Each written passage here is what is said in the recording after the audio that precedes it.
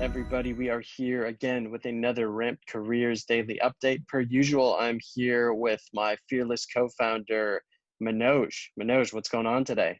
Going well, Danny. Good day. Happy Monday to you. I wouldn't call myself fearless. I think I have an irrational fear of birds, but beyond that, I'm with you. Looking forward to a good week. Stock market's doing well, so I don't know if that's an indication of anything else when it comes to the underlying economy, but folks are generally bullish today. Yeah, it does seem like the stock market is bullish, which leads me to our conversation, because the stock market is particularly difficult to gauge. We want to talk about something that's also particularly difficult, is the hardest parts of being an SDR, the hardest components of the job, and what to look at when you're evaluating an SDR job, kind of eyes wide open. But before that, I want to jump into some great news of the day.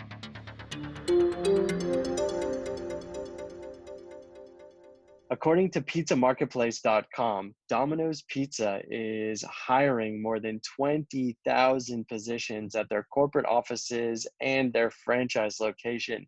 Manoj, this has to be a good sign for the real economy. This looks like crazy growth at a time where people are struggling. Yeah, gotta get your fix of stuffed crust pizza. I think to your point, it is a good sign. Looks like folks have a demand for delivery. That could be a bit of that, right? I mean, a lot of places are closed, and so delivery is kind of picking up. In some ways, I hope that this might provide some temporary income for folks that may have been displaced when it comes to their job search. This could come and gap fill a little bit. So hopefully this is a positive movement. I'm reading articles about how you don't have to hit certain thresholds to get herd immunity, and that how we may already be on our way there. So whether it's herd immunity and the unfortunate outcomes of that, where people get sick in the process, or we get a vaccine, regardless, it looks like there's two kind of parallel tracks that are getting us towards some kind of a closure to an absolute nightmare for a year. Yeah, I really hope that this is a sign of good things to come. It does feel like the numbers are trending up. We've got retail sales going through the roof for July, so that seems like a good sign. I'm a Domino's homer myself. It's a company out of Ann Arbor, Michigan, so it's a big time hometown brand for my school, the University of Michigan. So it's great to see that they're leading the charge here, and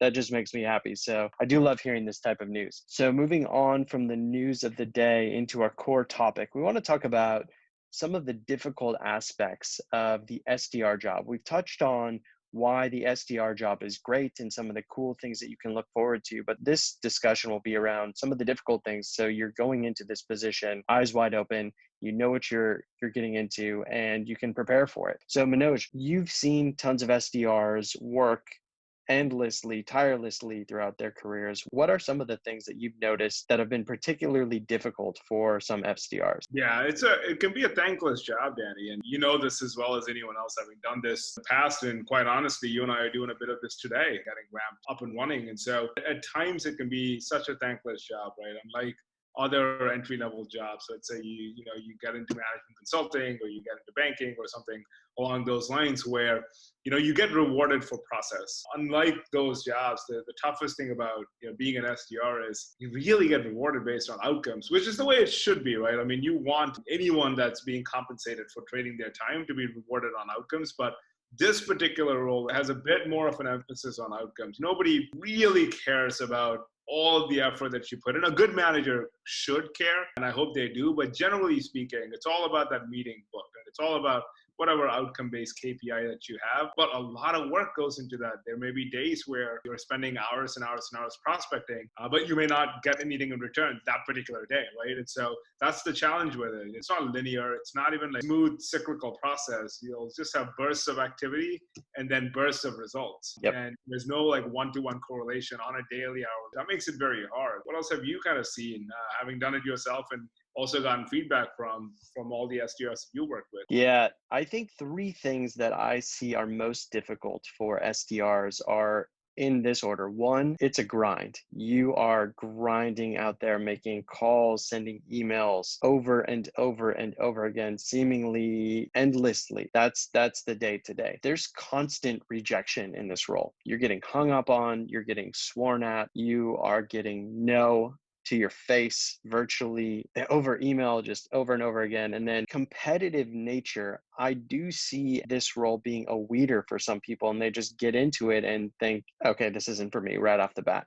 So those are the 3 things that I see most of the time being the hardest for SDRs. The one that stands out is that constant rejection. So I think in your life, up until the point of being an SDR, generally people aren't just straight up rejected all the time. Yes, they probably have faced some personal rejection, getting into college, being something in your personal life, but to attempt to call 50, 60, 70, 100 prospects a day and have 98% of them or higher say no, that is really difficult. You have to develop thick skin right off the bat. And I think that lends itself to a specific type of person that can kind of battle through that challenge. It's not something I would recommend for everybody, but if you know about yourself that you can deal with it and you can compartmentalize the rejection from the actual upside of the job, I think this is something where you will be able to take that rejection, install it into your own personal feedback loop and grow from it over time in your career as a salesperson. That's really interesting. I want to kind of dig into something that you said, and maybe this is a topic for another day, but you mentioned that a combination of these challenges is what causes a bit of attrition, is what causes a bit of a drop off, right? Highly competitive, it's a bit scripted, lots of grunt work. There may very well be people that with the right set of resources or guidance may be able to get past that curve and become top class sales professionals, but they simply don't get to that point because right off the bat, you're just smacked in the face with all of these new challenges, all of these new feelings to some extent and emotions of being rejected constantly. And so an interesting question is, are sales leaders and our management teams aware of this? And is there something that teams are doing to help entry-level salespeople navigate through these challenges, acknowledging that it's likely that they'll deal with it and there's no way around it? But I wonder, are we doing enough in being empathetic? And are we doing enough, not just equipping talent with the right skills and tools to do their job, but also to get past some of these challenges as and when they arise, right? For example, is an SDR today, do they have a platform and a forum where they can go up and say, man, today sucks. I just feel like I'm getting no's right across the bat. I feel shitty. Are we as a sales industry getting there? Have you seen some of that happen today? I've seen it in rare circumstances. I think, frankly, the lever that most companies play with here is the interview process, which I can't blame them for. I would not want to bring on somebody that doesn't already know they want to do sales, but I do see, and I've had this theory, I agree with you, for a while, that there's a crew of people out there that don't necessarily know. They could be excellent salespeople. Maybe they're a little bit introverted, but driven and competitive and hungry, or potentially in just a completely different career path and have never thought of sales as an avenue for them. So they were an actor, or they are an actor, very, very out front with their emotions, very much on stage for other people. And that skill set could easily transition to sales, that maybe don't get the right education or training to become that high performance salesperson that they could in the long run. And I do think there's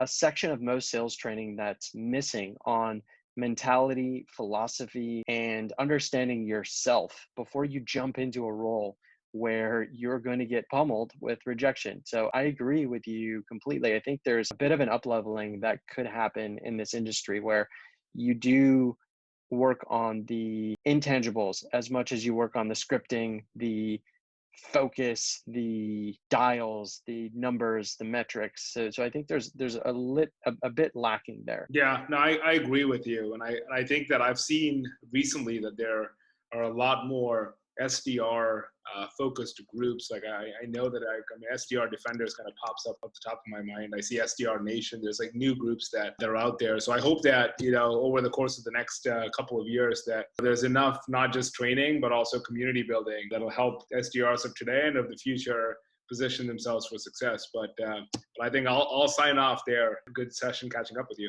Thanks everybody for tuning in to another great episode of the Ramped Careers Daily Update. We'll see you tomorrow. All right. Bye all.